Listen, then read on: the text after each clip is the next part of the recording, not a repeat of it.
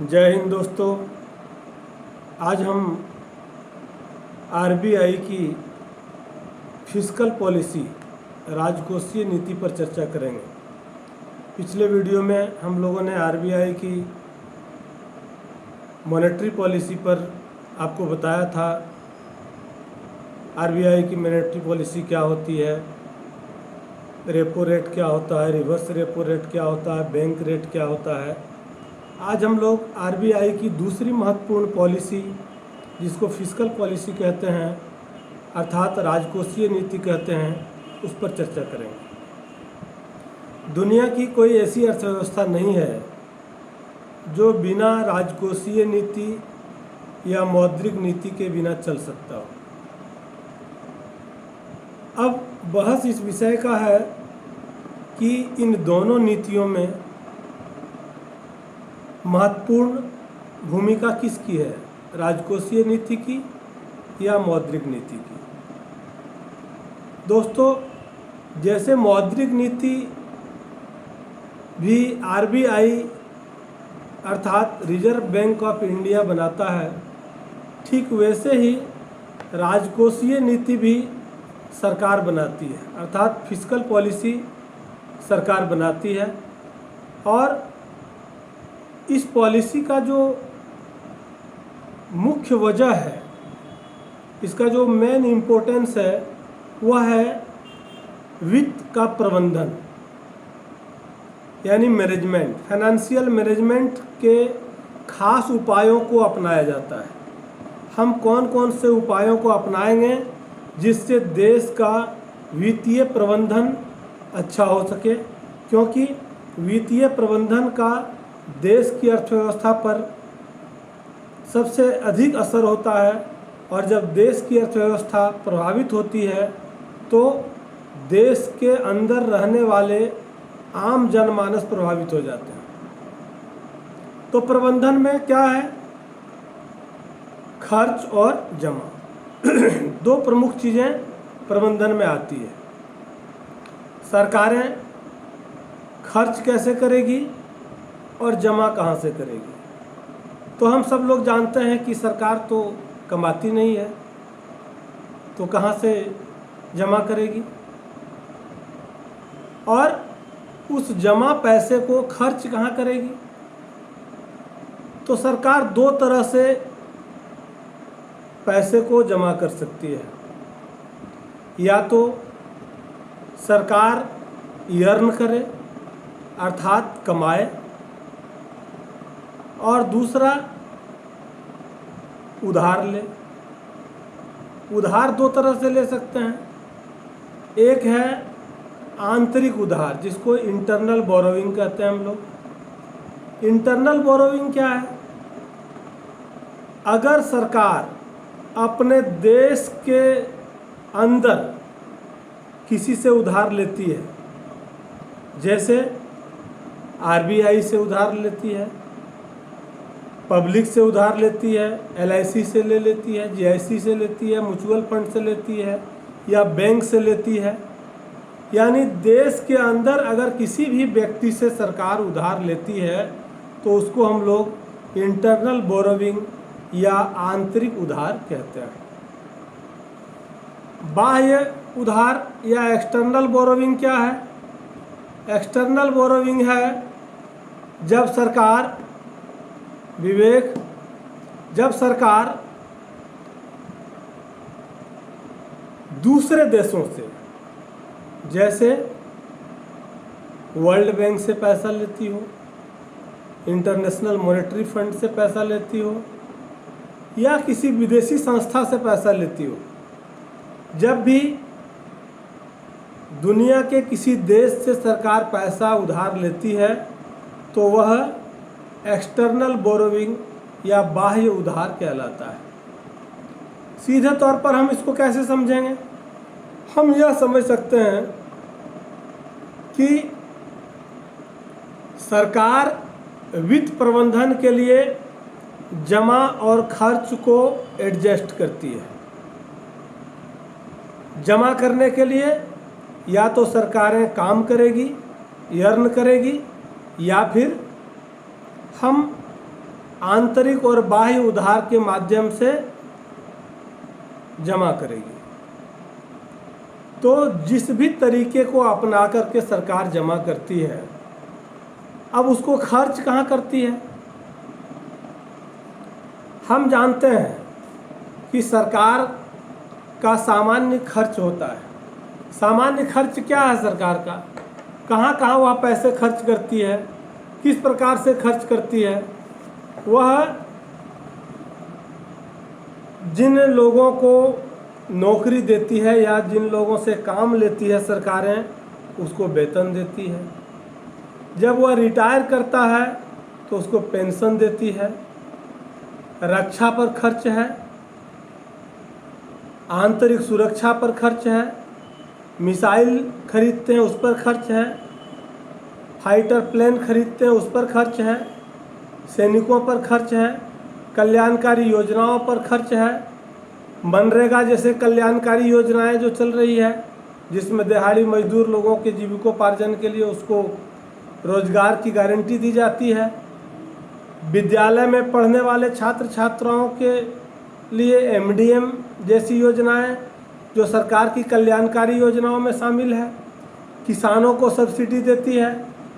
और यहाँ तक वर्तमान समय में सरकार की जो एक बड़ी योजना आई है, आयुष्मान भारत के तहत लोगों को स्वास्थ्य सुरक्षा देने के लिए, लोगों को स्वास्थ्य लाभ देने के लिए सरकार आयुष्मान भारत के तहत 5 लाख रुपए का सहयोग राशि देती है, जिससे आपका स्वास्थ्य सुरक्षित रह सके। इसके अलावा भी सरकार की बहुत सारी कल्याणकारी योजनाएं हैं, जिन योजनाओं के तहत सरकार खर्च करती है।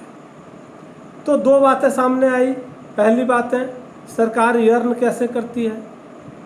तो यर्न करने का क्या है? कमाना या उधार लेना। कमाती कैसे है? करारोपण करके, टैक्सेशन करके। सरकार डिफरेंट सेक्टर में टैक्सेशन करती है, यानी करारोपण करती है, टैक्स लगाती है। और उन करों के माध्यम से सरकार को जो यर्न होता है उससे वह खर्च करती है। यदि उन आयों के अलावे भी सरकारों को खर्च करने की आवश्यकता होती है तो वह क्या करती है? आंतरिक और बाह्य उधार का सहारा लेती है और उसके माध्यम से सरकार देश के अंतर्गत कल्याणकारी योजनाओं को मूर्त रूप देने के लिए काम करती है। सरकार द्वारा जो कुछ भी कमाया जाता है या खर्च किया जाता है, चाहे 1 रुपया ही क्यों ना हो, या 1 करोड़ क्यों ना हो, 1 अरब क्यों ना हो, 1 ट्रिलियन क्यों नहीं हो, जो भी हो, जो भी यर्न किया जाता है या खर्च किया जाता है, वह राजकोषीय नीति का हिस्सा है। चाहे वह जिस भी स्तर पर और जितनी भी राशि कमाए या खर्च करे, वह जो भी है वह राजकोषीय नीति का हिस्सा है। यहाँ तक कि सीधे तौर पर आप समझ सकते हैं, सरकारें जो बजट पेश करती है वह भी राजकोषीय नीति का हिस्सा है, राजकोषीय नीति का पार्ट है।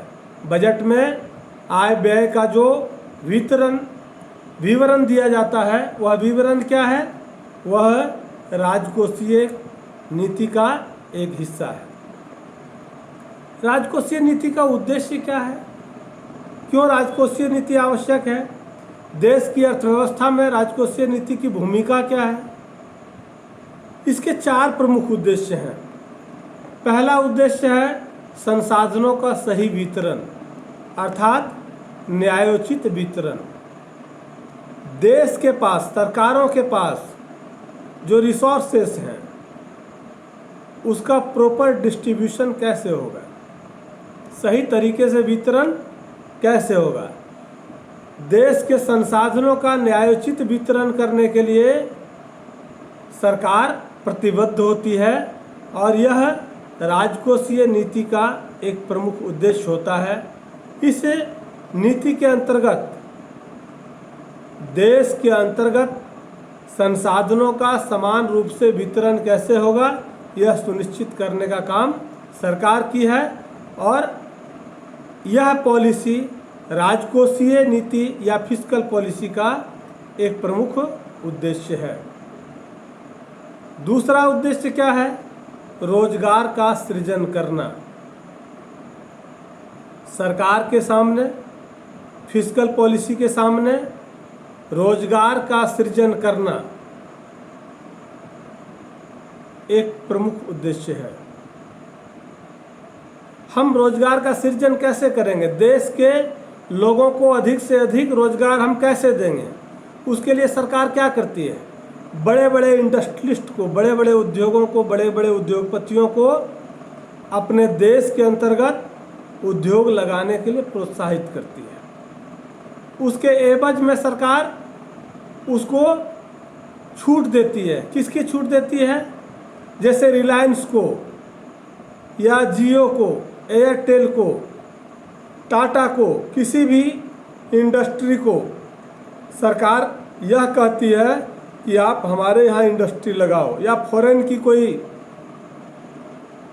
फॉरेन ऑर्गेनाइजेशन है, कोई इंडस्ट्री है, कोई कंपनी है, उसको हम अपने देश में ला करके और इंडस्ट्री लगाने के लिए प्रोत्साहित करते हैं। हम उसके लिए लैंड अवेलेबल कराते हैं, हम उसको सब्सिडी देते हैं, हम उसके टैक्स में छूट देते हैं। क्यों देते हैं?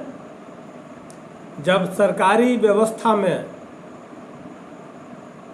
हम रोजगार नहीं दे पाते हैं तो देश के अंदर उद्योगों को बढ़ावा दे करके हम अधिक से अधिक लोगों के लिए रोजगार मुहैया कराने का प्रयास करते हैं। इसीलिए बड़ी बड़ी इंडस्ट्री को हम देश के अंदर उद्योग लगाने के लिए प्रोत्साहित करते हैं और उसको टैक्स में छूट दे करके हम यहाँ उद्योग लगाने के लिए प्रेरित करते हैं। जब उद्योग लगेगा तो स्थानीय स्तर पर बड़ी संख्या में बेरोजगारों को रोजगार मिलेगा और इस तरह से रोजगार का सृजन करना भी राजकोषीय नीति का प्रमुख उद्देश्य है। यह दूसरा उद्देश्य है। तीसरा उद्देश्य है आर्थिक समृद्धि एवं आर्थिक स्थिरता। हम देखते हैं कि अर्थव्यवस्था में फ्लक्चुएशंस बहुत है। पिछले दिनों देश के प्रधानमंत्री ने कहा था कि मैं अपने देश की इकोनॉमी को, इंडियन इकोनॉमी को $5 ट्रिलियन तक ले जाना चाहता हूँ। लेकिन दुर्भाग्यवश वैश्विक महामारी ने उन उद्देश्यों पर पानी फेर दिया जो उद्देश्य सरकारें निर्धारित की थी और जिस ऊंचाई तक इस देश की अर्थव्यवस्था को ले जाना चाहती थी। एनीवे, बट आर्थिक समृद्धि और आर्थिक स्थिरता के वातावरण को बनाने के लिए, अर्थव्यवस्था में आर्थिक समृद्धि की स्थिति को यथावत रखने के लिए, आर्थिक स्थिरता के वातावरण को कायम रखने के लिए सरकार संकल्पित होती है। राजकोषीय नीति का यह तीसरा प्रमुख उद्देश्य है जिससे महंगाई को नियंत्रित किया जा सके। महंगाई को नियंत्रित करने के लिए सरकार या राजकोषीय नीति क्या करती है? सस्ते दरों पर लोन मुहैया कराती है। जब सस्ते दरों पर लोन मुहैया होगा तो क्या होगा?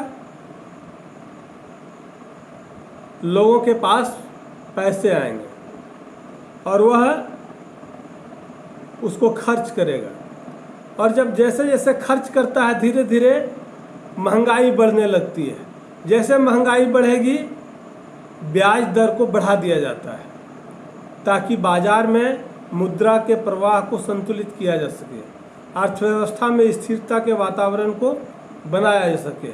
हमने आरबीआई की मॉनेटरी पॉलिसी में भी इस बात की चर्चा की थी कि आरबीआई के पास वह चाबी है जिससे वह घर बैठे, अपने ऑफिस में बैठे बैठे देश की अर्थव्यवस्था को, देश के इन्फ्लेशन को, देश की महंगाई को अपने अनुरूप नियंत्रित कर सकती है।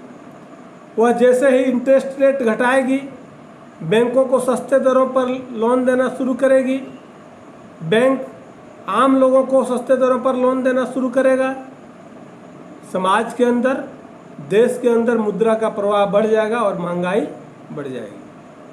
जब उसको नियंत्रित करना होता है महंगाई को, तो रेट ऑफ इंटरेस्ट बढ़ा दिया जाता है। जैसे ही रेट ऑफ इंटरेस्ट बढ़ा दिया जाता है, लोन लेने वाले लोगों की संख्या घट जाती है। जब पास में पैसा नहीं होगा, पब्लिक के पास जब पैसा नहीं होता है, तो उसकी इच्छा और ज़रूरत दब जाती है। संसाधनों के अभाव में हमारी सारी इच्छाएं दम तोड़ देती है। लेकिन जब पॉकेट में पैसा होता है तो हम अपनी ज़रूरतों को पूरा करने के लिए अनावश्यक चीज़ें भी परचेज कर लेते हैं और यह नहीं देखते कि कितने मूल्य पर हम खरीद रहे हैं। तो पब्लिक के पास जब पैसा होता है तो वह ज़रूरतों के लिए ही नहीं, अनावश्यक चीज़ों पर भी व्यय करती है और उससे बाजार में मुद्रा का प्रवाह बढ़ता है, जिससे महंगाई बढ़ती है। तो राजकोषीय नीति अर्थव्यवस्था में स्थिरता कायम करने के लिए राजकोषीय नीति इस तरह की पॉलिसी बनाती है जिससे देश के अंदर अर्थव्यवस्था स्थिर रहे और महंगाई को नियंत्रित रखा जा सके। चौथा उद्देश्य है आय की समानता। आय की समानता क्या है? हम लोग देखते हैं, अभी हमने कहा कि सरकार कहाँ से अर्न करती है, तो टैक्स से, विभिन्न सेक्टर से, विभिन्न क्षेत्रों से, विभिन्न विभागों से सरकार को जो आय प्राप्त होती है टैक्स के माध्यम से, उस पैसे को सरकार लोक कल्याणकारी योजनाओं के लिए या पब्लिक वेलफेयर के लिए समाज पर खर्च करती है। तो ऐसे ही सरकार आय की समानता को बनाए रखने के लिए हम लोग टैक्स के स्लैब को अगर समझेंगे, हम लोग देखते हैं कि अमीरों को अधिक टैक्स देना पड़ता है जबकि गरीबों को टैक्स नहीं देना पड़ता है। स्लैब बना हुआ है, इतना लाख अगर आपके पास है तो उस पर इतना परसेंट, उस अगले स्लैब में इतना लाख से इतना लाख है तो उस पर इतना परसेंट। जैसे जैसे उसकी धन राशि अधिक होती जाएगी उस तरह से रेट ऑफ जो टैक्सेशन है, करारोपण की जो दर है, वह बढ़ता चला जाता है, जबकि गरीबों को छूट दी जाती है। गरीबों को टैक्स का छूट इसलिए दिया जाता है क्योंकि समाज में आय की समानता को कायम रखा जा सके। इसलिए राजकोषीय नीति की चौथी प्रमुख उद्देश्य है आय की समानता को कायम करना। पहला मैंने क्या कहा? संसाधनों का सही वितरण या न्यायोचित वितरण। दूसरा उद्देश्य क्या है? रोजगार का सृजन करना। तीसरा उद्देश्य क्या है? आर्थिक समृद्धि अथवा आर्थिक स्थिरता कायम करना। और चौथा उद्देश्य क्या है? आर्थिक समानता कायम करना। मित्रों, दुनिया की कोई भी अर्थव्यवस्था हो, 60 के दशक में जब हम लोग देखते हैं तो केन्स की जो नीति थी उस नीति को अपनाया गया था, लेकिन बाद में जब लगा कि केन्सियन नीति के माध्यम से राजकोषीय नीति का संचालन करना सही नहीं है, तो बाद में ज़रूरत के अनुसार उस व्यवस्था में परिवर्तन किया गया। दुनिया में अर्थव्यवस्था चाहे जिस भी किसी देश की हो, उस व्यवस्था को सही तरीके से सुचारू रूप से संचालित करने के लिए मौद्रिक नीति और राजकोषीय नीति की महत्वपूर्ण भूमिका होती है और उन्हीं दो नीतियों के आधार पर किसी भी देश की अर्थव्यवस्था का सही तरीके से सुचारू रूप से संचालन होता है। और जब तक देश की अर्थव्यवस्था सही तरीके से संचालित नहीं होगी तब तक किसी भी देश का आर्थिक विकास संभव नहीं है। दोस्तों, अगर मेरा वीडियो अच्छा लगे तो आप लाइक करें, सब्सक्राइब करेंगे मेरे चैनल को। Thank you.